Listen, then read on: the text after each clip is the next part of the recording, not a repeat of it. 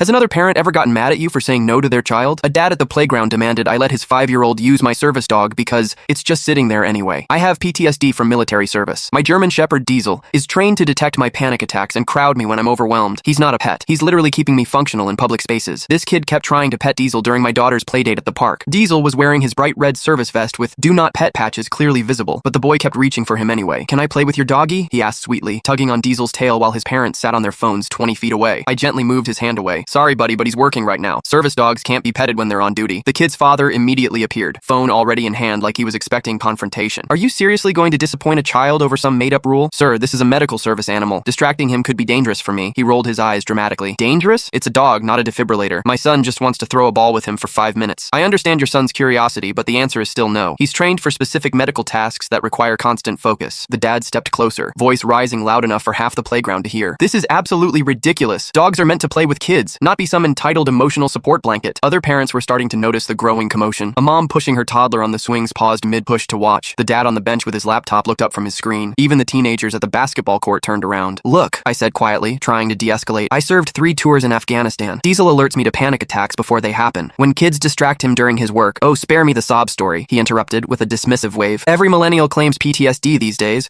Your dog looks perfectly fine to me. My kid just wants to pet him." I felt my chest tightening, the familiar warning signs that Diesel was trained to detect. Right on cue, he moved closer to my legs, providing deep pressure therapy. That's when my daughter Nora, who's 8, walked over from the monkey bars where she'd been playing with her friend Avery. She was still wearing her soccer cleats from practice earlier. "Daddy, why is that man yelling at you?" she asked, looking between us with concern. "He wants Diesel to play with his son instead of helping Daddy stay calm." Nora looked at the man with the most serious expression I'd ever seen on her 8-year-old face. She crossed her arms exactly like her mother does when she's angry, a gesture that would have been adorable if the situation wasn't so tense. "Sir, my daddy saved people in Afghanistan. Diesel saves my daddy from nightmares. Your son has a whole playground full of swings and slides to play with." The dad's face turned bright red with embarrassment and anger. "Don't lecture me, kid. This is between adults. My daddy says only bullies pick on people who need help," Nora continued, her voice getting louder and more confident, "and only really mean people try to take away someone's helper." An elderly woman walking her poodle stopped at the fence and called out, "Young man, you should be absolutely ashamed of yourself." A jogger paused his run to add, "That little girl has more sense than you do." The man's own son looked confused and increasingly embarrassed. "Daddy, why is everyone agreeing with her? Are we the bad guys?" Realizing he'd become the playground villain in front of dozens of witnesses,